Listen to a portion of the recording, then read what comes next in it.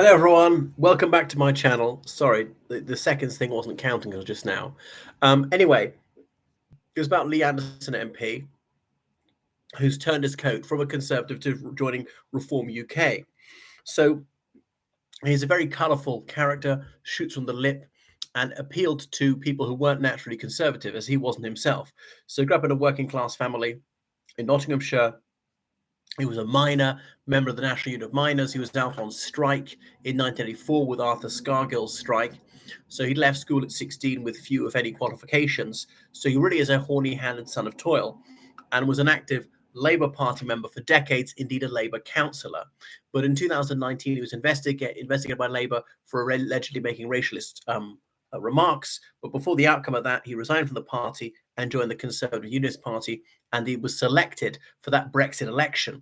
And he stood in Ashfield, that constituency in Nottinghamshire, where he'd lived for decades. And he took the seat. This is a seat that voted 70% Leave, one of the highest Leave votes in the realm. But he also won by a concatenation of factors, not just him being a well-known and liked local figure, but someone who's even more popular in the area, leader of this Ashfield Residents Association and a councillor. He stood and he took something like 27% of the vote. So Labour's vote fell disastrously. Not that much of it went to the Conservatives. Most of it went to this other chap, this local figure. I can't remember his surname. Begins with a K. It's a Polish surname. So this lineup of factors is not going to be repeated.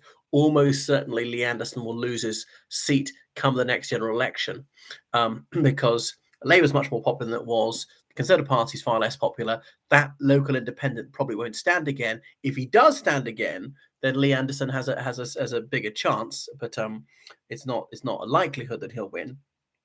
And so on. So he has made a name for himself. He's one of the best known Conservative MPs of the intake of 2019.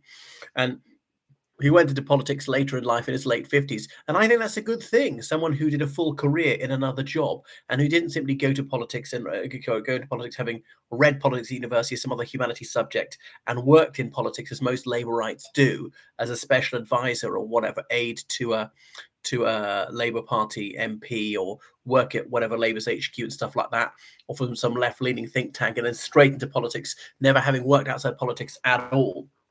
Now Rishi Sunak clearly recognised that Lee Anderson's way of communicating resonated with a significant segment of the population, which is why he promoted him to be vice chairman of the Conservative Party.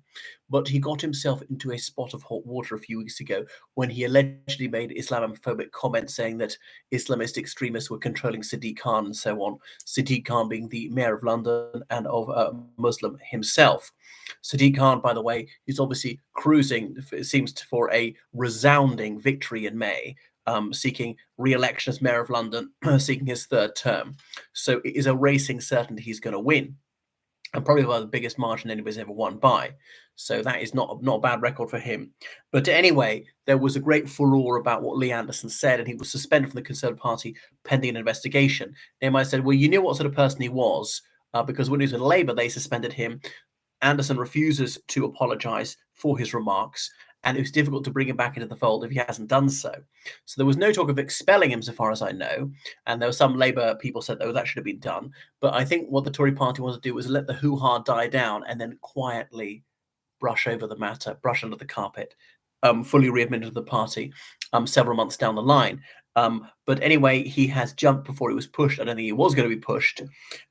Remember David Cameron took precipitate action against, who was that Conservative MP, former army officer, who made a remark about bee bastards, a racist epithet, saying he wasn't endorsing these racist sentiments, but in the army, everybody gets a bit of verbal abuse, and come on, you can't be too much of a crybaby. You've got to man up. That'd be another racialist term these days. You've got to have a bit of backbone, resilience, I would say, and not be too touchy or emotional. Yeah, I mean, Lee Anderson, yes, I think he would never be accused of intellectualism. So he could have said, I misspoke, forgive me, my language was clumsy, and I apologize for any offense that was caused and so forth. And I recognize that Muslims make a tremendous contribution to British society, and Muslims have just as much right to be here as I do. They're an essential part of the United Kingdom. They are British citizens, and they're here to stay. That's it. There have been Muslims in this realm for over 400 years. and they're only going to grow. So they're magnificent. But he didn't say that. And so he's now in Reform UK. And people will say, well, Reform UK is really just a dustbin for those who are kicked out of other parties. He wasn't quite kicked out. So he'll stand in his own seat and a bit of a problem. Remember, Ashfield used to be Jeff Hoon's seat. Jeff Hoon was a cabinet minister under Tony Blair, and indeed was defense secretary at the time of the Iraq War. I actually bumped into him in Dallas Airport, bizarrely, in 2007 coming back. Said, well done, I actually fully approve of what he did. And one of the very few people was wearing my Che Guevara t-shirt at the time. So it was my way of showing two fingers to all these left to say, oh yeah, Che Guevara. Who wouldn't want to live in this poverty-stricken Marxist hellhole with its torture chambers in Cuba or places like he created, which took away all free speech and just anything colourful, all gaiety, and certainly would treat you very harshly for smoking cannabis or protesting or all these things that these mindless leftists like to do. But so coming back to Lee Anderson, I think we've largely heard the last of him. He'll lose his seat. Reform UK, well, polling about 10% of the polls. I mean, that is impressive.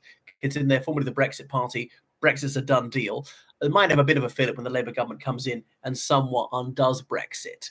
Say we've got no interest in rejoining the European Union, but might try and rejoin the European Free Trade Area or something like that, and allow more immigration from the European Union.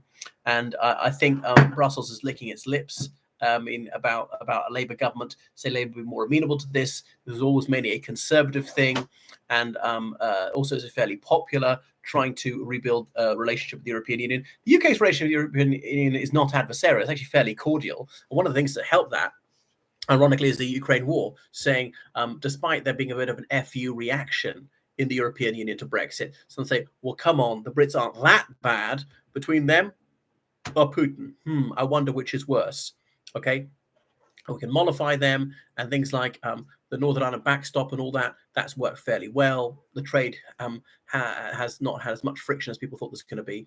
So yeah, Lee Anderson, he'll go off to join them. But that party, I'm surprised it's still going. I mean, I said that the Brexit party is going to be wound up a few years after the 2019 election.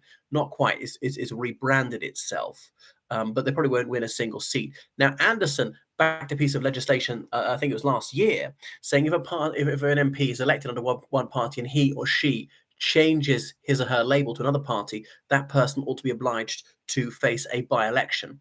And he's not putting his money where his mouth is, because of course he could apply to be steward and great chamberlain of the Chiltern Hundreds or whatever. Remember, and this early 17th century piece of legislation, it's impossible to resign from the House of Commons technically. All they can do is apply for an office of profit under the Crown, which is automatic. And having an office of profit under the Crown is incompatible with an MP. And so he or she is automatically out of the House of Commons. That causes a by-election in which that person's free to stand, and Lee Anderson could do that.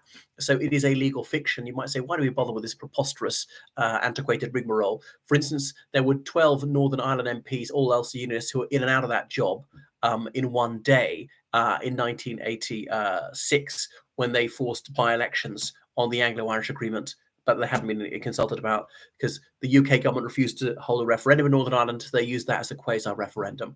So yeah, but Lee Anderson, he's going to hold on to his seat for a few more months, get the salary in, and he'll be a bit of a blowhard on GB News. Anyway, thank you so much for watching. Please subscribe to me on Patreon, donate on PayPal. Toodle pip, everyone. Peace out. Keep it real.